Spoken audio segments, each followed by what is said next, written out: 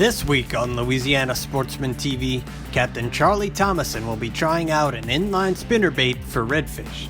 Greg Hackney will be fishing for bass on a relatively slow day, and Umberto Fontova will be cooking up venison parmesan po' boys. Come go with us.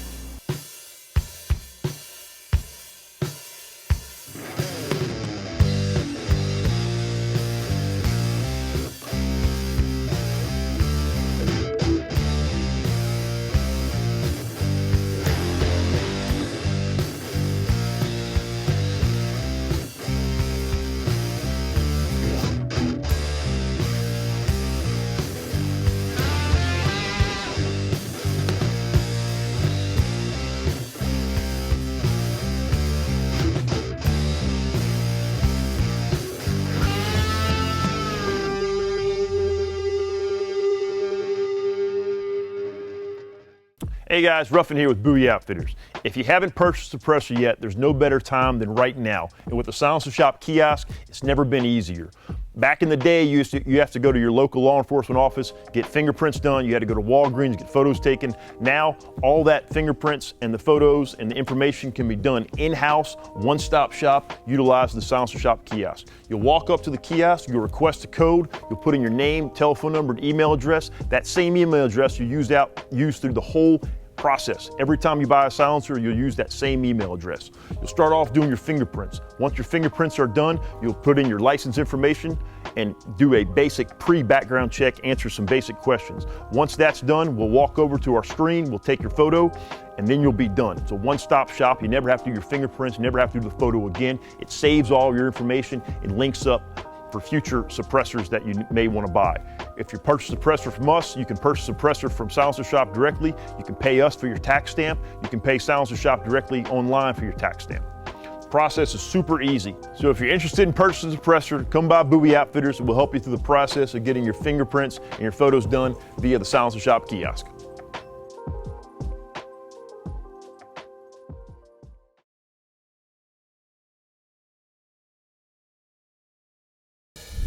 Okay, it's tied on. Hey, I'm gonna tell y'all one thing that most people never use along the Gulf Coast is an inline spinner that's used for things like muskie and pike. It's got a big treble hook on it, big blade, it's heavy, it goes through water, displaces, and makes a lot of movement and flash, and guess what? Our redfish love it, and we're gonna catch some on this today. This is a little trade secret I'm giving y'all right here. These things work awesome.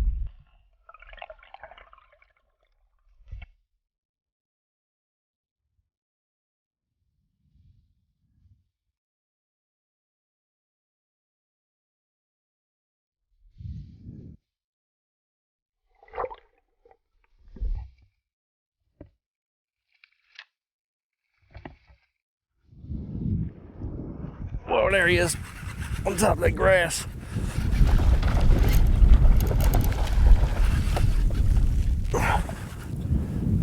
Oh yeah. All right, that is one nice fish. Look at that. See how the grass is only about a foot deep. It's about 2 foot deep in here, but the grass is about a foot underneath the surface of the water. And he just came up and got it.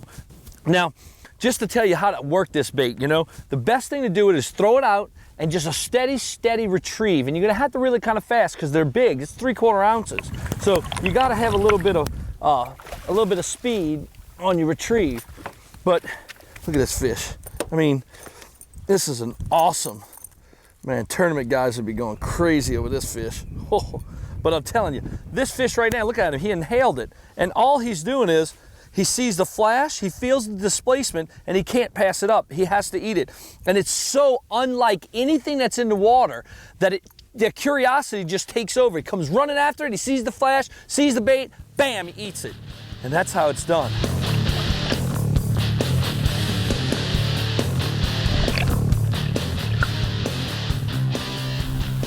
There he is.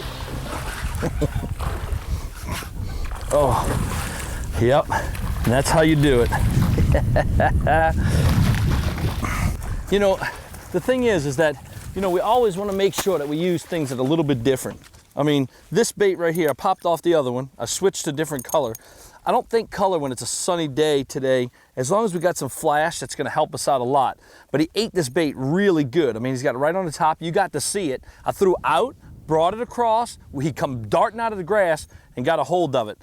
You know, this inline spinner like this is very odd for people to fish this, especially along the Gulf Coast.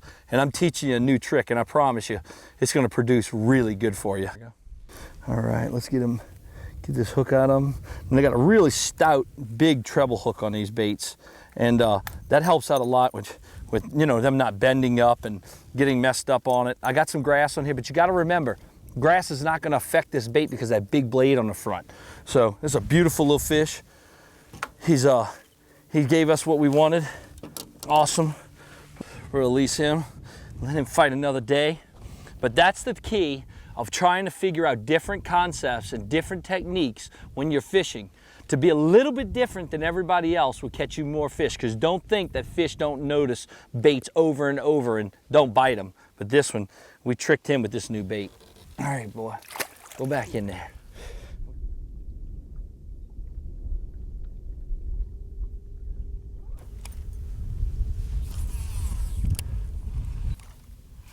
Oh, look at that. Oh, he went down in that grass. Here he comes. You run this bait right up on that grass, and what they do is they dive right back down into the grass because they feel secure. You know, that's where they're hanging. But as this bait goes across there, these little pockets and little coves in that grass, they dart right up and grab it and then shoot right back down. Now, normally, you know, we would use, you know, like spinner baits or gold spoons in this situation. You know, well, you know, that's what most of the people from Louisiana, Texas, or Florida would do. You wouldn't use, you know, this type of style of bait. But the thing is that when you use this type, what it does is that not only is it something different that they see, this bait just displaces so much water and offers so much flash that it looks like either a wounded bait fish or like a little school of fish coming through the water, and they just fall for it. And I'll tell you, when you find fish like this, I mean, this is a gorgeous, beautiful fish. When you find fish like this up in this grass like this, these are really good eating fish because they're eating a lot of small mullet, crabs, different things like that, and they just love it. Look at him, he's got some extra spots on the other side. I mean, that is just one awesome fish. Now, try this concept. You got to get these baits. You can pick them up at local tackle stores, Academy, anybody's got them. And you buy the bait, tie it on. It takes a little bit of time to get used to when it hits the water. You got to start retrieving and get the retrieval rate down correct. But once you do and you start bringing it across the top of this grass, I'm telling you right now, it's a deadly, deadly combination to get redfish, speckled trout, bass. They all eat it. And that's what's awesome about it. Hey, try this concept out, and I promise you, you're gonna have an exciting fishing trip next time. Awesome. The Blue Ice Pack's part of the Chill and Brew series. Now, this may be one of the most popular ones because everyone likes a cold beer. If you're heading out to a tailgate and you need to pack up 2 cases of beer, this is gonna keep it cold all day or until they're gone. Now, this works great on the boat. If you're gonna go out and have a day where you need to pack a lot of drinks, this is really what's gonna keep it right at that above freezing temperature. The Chill and Brew series is also good for keeping ice extended. If you wanna put this in with your regular ice, it'll keep it cold longer. So these are good for drinks, waters, sodas, and beer.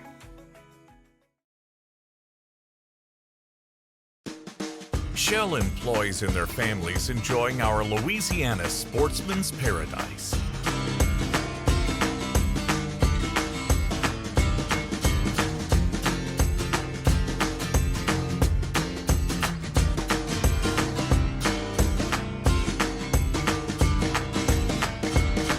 Louisiana is where we live, and we're proud to call it home. Shell is the rhythm of Louisiana.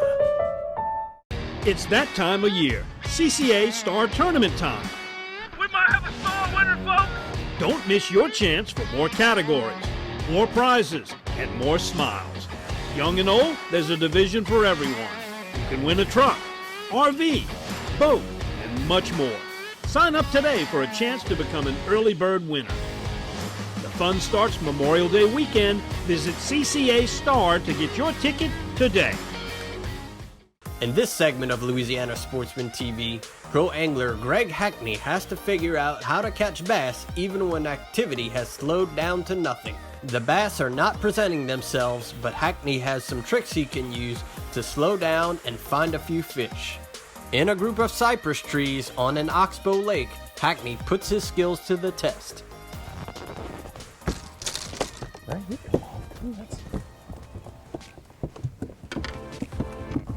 The beast is trying to get away. I don't know, you know, that first one, boy, they bite so light that that first one, they just don't seem very aggressive. You know what I mean? Like, that first one, it bit me. I'm just crawling that jig out there on the bottom. I mean, it's just nothing. I mean, I'll be honest with you, the way that one bit, I was afraid when I swung, he wasn't gonna be there.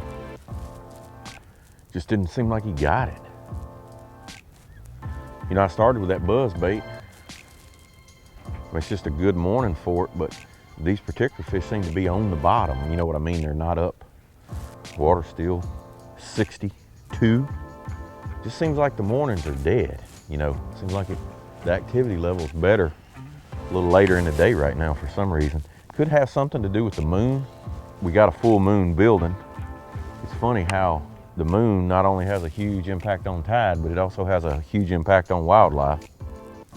Just don't seem like right now I can fish real aggressive, you know, and get bit. I gotta just take my time and take everything apart.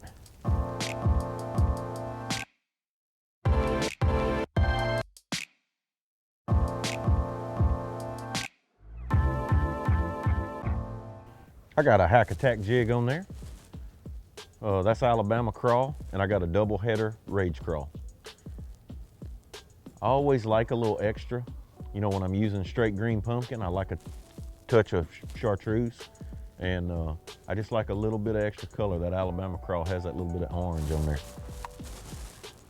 Those outside trees there are, you know, about 6 foot right on the outside edge of these trees. And, you know, it goes all the way in and gets a lot shallower. So far, both bites I've had have been in 3 foot, you know, so that's kind of a pattern right now. I'm trying to keep the boat in that, you know, that 2.5 to 3.5 foot range, because that seems to be the deal. Now, again, because I haven't had a lot of bites, I'm not totally locked into that yet. I keep experimenting. When I like see an area, big log here out and was in a little deeper trees, I'm still, I want to be for sure. You know, I get a couple more bites in that 3 foot range, I'm gonna stick with it until I can't get bit anymore before I change. I got, you know, I'm not using a flipping stick right now. I'm using my 7.3 special jig rod. And just because I like it better than that long rod when I'm trying to fish that jig slow. Now, if I was just pitching to these trees and the fish were right on them, I'd be using that big rod. This shorter rod handles a little better, you know, in the trees when I get up in the limbs. But also that 7.3 rod, just being a hair shorter, is just really good for fishing that jig. Because what I'm doing, I am pitching it to the trees, but then I'm crawling it. You know, I'm dragging it basically over anything I can find out there on the bottom under the tree. And I like that little bit of smaller rod. And that's a powerful rod. And I got 50-pound braid on there. And then the other thing that shorter rod allows me to do, there'll be situations where I want to cast. You know, there might be a place where I see something back in the trees and I can't get there and it's out of pitching range. You know, that shorter rod I can cast. And you know, another thing that'll happen, you know, there's another thing to think about when you're, you know, fishing like this. You get a bite in an area, maybe during a time when they're not real active, you can come back to that same area. It's the reason I dropped that waypoint and catch 2 or 3 when they do go to bite. You know, so it's good when you're fishing cypress trees like that to mark all your bites so you can come back later on and fish right back through those good areas.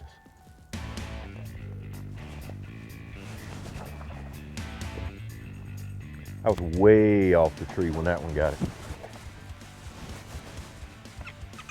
I mean, like now I'm like, maybe I should have fished just a little bit farther out. You know what I mean? Like I had done fished way out. Either that or they're following it, you know, because they're not very aggressive. I felt like this morning they should be up suspended. You know, it's dark cloudy, but they're sitting right on the bottom. Now the reason I'm throwing a jig, say over a piece of plastic right now, even though the water's, you know, clear, that jig, you just have a tendency to fish a little slower, it's a little bulkier. And I'm looking at the water temperature, you know. The water temperature this morning is in the 60s. I can get those fish to bite a jig, you know, that time of the year, and it gives me an opportunity, you know, to catch a better fish. You know, again, more times than not, plastics get more bites, but there are certain times of the year when the jig it's more efficient and it just catches a bigger average fish, and the fall of the year is that time. You know, basically what I'm doing, I'm pitching to these stumps. You know, I'm trying to make you see how slick it is, how dead calm, and I'm pitching to these stumps and then crawling that jig, but what I'm trying to do is make longer pitches than normal because the water's so clear. And like right now, I'm on the side of that stump. You know, I just crawled it up over it. And then some of those fish don't seem to be right on the tree. So I'm fishing that bait back 5, 6, 7 feet away from the, you know, whatever the tree or the stump I'm pitching to before I reel it in. But I'm trying to stay in contact with the bottom. Now, I've seen this before where, you know, early in the morning they're down on the bottom setting, and, you know, maybe later on in the day they'll get more aggressive on the same technique. A lot of times you don't necessarily have to change technique. The fish will just get better. And when they do that, you can fish, you know, faster. Right now, just the way the bites have been, I'm fishing really slow, thorough, you know, trying to cover around the tree. I'm pitching to these down cypress trees, you know, where the tops are broke out of. I'm looking for something different too. You know, we're in a cypress forest, and a lot of times the fish will be on something different. It can be, you know, again, where a log is blown into a cypress tree. It can be an open hole. The first one I got, you know, was around an open hole. More times than not, when you go to looking, when you get bit in a patch of trees, there's something different, you know, the reason those fish were there. And so, like when I got that first bite, I dropped a waypoint so I could go right back to that area. Because fishing trees are, you know, there might not be 5 on one tree, but there could be 5 in a 50-yard stretch, you know, because they like to group together. Now, how about this?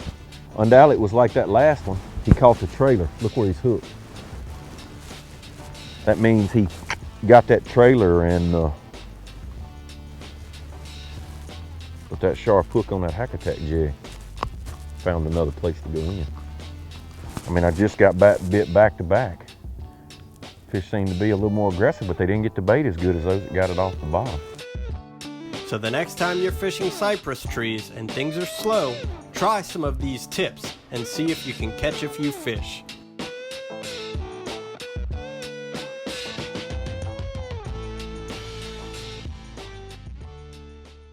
Join the club at LouisianaSportsman.com and become a member today. Membership at LouisianaSportsman.com gets you 24/7 access to our hunting and fishing news and exclusive features. Also, Louisiana Sportsman magazine will be delivered to your mailbox each month. Membership access gets you years of archived content at your fingertips. With a LouisianaSportsman.com membership, you'll get monthly predictions on the best places in Louisiana to fish, freshwater, inshore, and offshore. For hunters, we've got the info you need. You'll get the latest news on trophy bucks that have been tagged, waterfowl migration reports, WMA breakdowns, and much more. Visit LouisianaSportsman.com to get your membership today. As sportsmen, we seek out the very best craftsmanship in many aspects of what we do. We take great pride in the work we put in because we want the very best results possible. Those same philosophies are how we do things at Smith Shanklin Sosa Law Firm. We craft each case to the individual needs of our client, and we take pride in our work to protect your rights. To schedule a free consultation, just give us a call at 225-223-6333. I'm pro angler Andy Montgomery. I've been making my living with Strike King products for a long time. So when they showed me the new Tour Grade line, I was all in. I knew I could trust it. What I didn't know was how easy it was to use. With the spooling tool and the prepaid envelope to recycle your old line included in every single box. Not only is it the best line on the market, it gives you the easiest fishing experience possible. Find out more at StrikeKing.com. We rise at 4 a.m., driven by an overwhelming passion. We're driven by the beasts that roam the waters of this great country. We don't think about stress, or bills, or Monday. We're fishermen, always ready. And as for the gear we hold, trust is everything. Never again should you sacrifice strength for style. The Team Lou's Pro TI Speed Spool. Built for anything you set the hook on.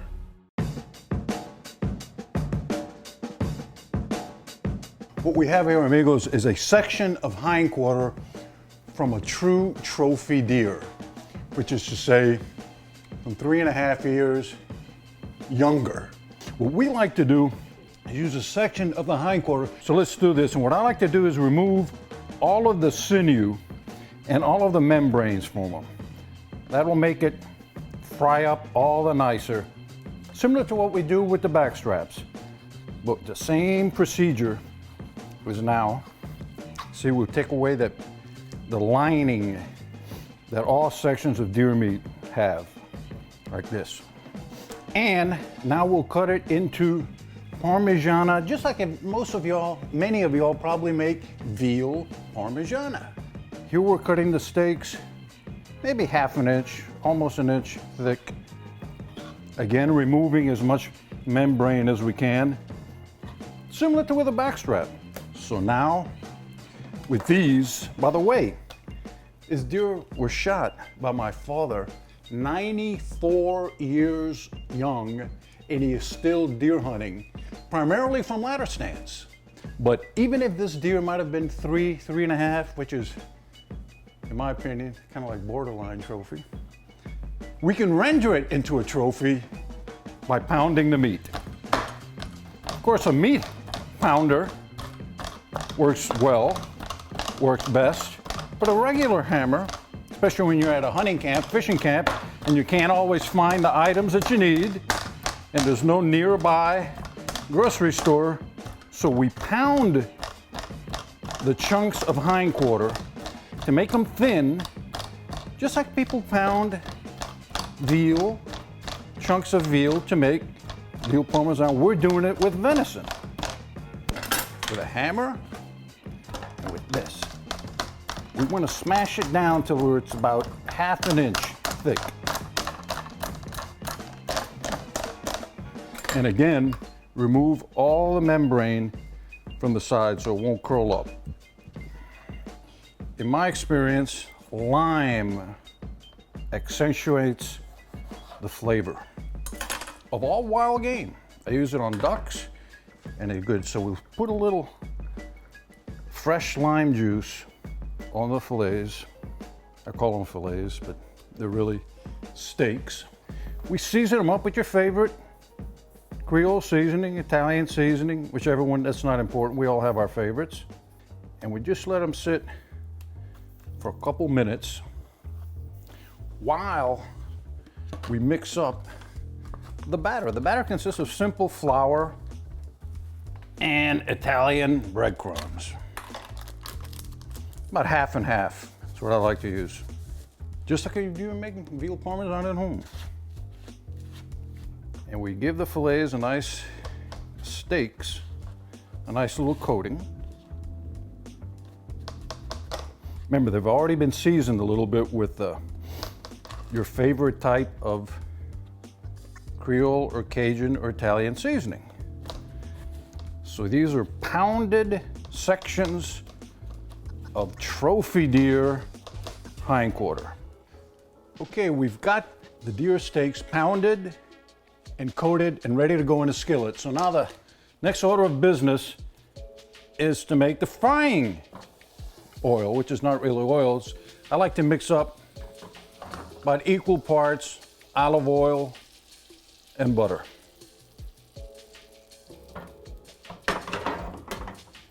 Okay, so it seems to me by my temperature gauge that it's about ready. So in we will go with the deer steaks pounded that have been covered in Italian breadcrumbs and flour. And we're going to let these fry up basically just till they brown on the outside. Ideally, we want them a little bit pink on the inside, as we do with all venison, because as you all know, venison is dry. It doesn't have the fat content of beef, so you like to leave it pink to medium rare on the inside. At least I do. And you see kind of like the the blood coming up like that, then it's almost ready to go. When you see it appearing on one side, it's almost time to turn it over.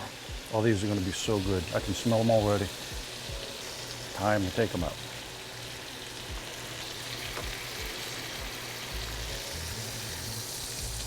Now,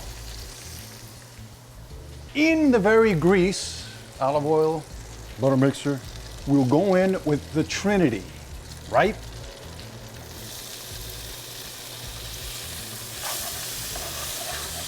Onions, celery, green pepper, garlic, and cook this Trinity, which is vital for all of our cooking in South Louisiana. I mean, I don't have to tell you all that. But also what I like to do is put a little more lime on the deer steaks after I take them out. Can't go wrong with a little sprinkling of lime juice on any meat or fish, as I've noticed. We're gonna go in with some regular tomato sauce. Can't have too much garlic, especially for this type of meal. And to kick it up just a little bit of notches, you know, when you're making red sauce, marinara or whatever, a little bit of wine never hurts, does it? And now the next order of business is to simply let this cook down and thicken. That's all we're doing. With the tomato sauce and the Trinity and the wine and the garlic, just let this thicken for a while, 15, 20 minutes or so, to make it nice and good, let the flavors marry. Okay, friends, we've got the Parmigiana sauce reduced nice. We've been cooking for about 10 minutes. It's reduced nice and thick now. And we've got the steaks ready, and we've toasted the bread with a little butter on it, and that's ready to rumble. So now it's a simple matter of putting the steaks onto the pulled pork bread. Now, there's no law against eating the steaks with the marinara sauce or Parmigiana sauce on them as just Bambi Parmigiana. But we're gonna do it po' boy wise today. Pour the red sauce that we made ourselves with the Holy Trinity, tomato sauce, and a dash of white wine. And to make it pretty, and also to make the flavor a little prettier, we're gonna put that Italian cheese on top. We've got the red sauce that we made, we've got the deer steaks that we pounded, covered in Italian breadcrumbs and flour, and fried in butter and olive oil. And now we've got this on top. Bam, as a man says, right? Lots of napkins required.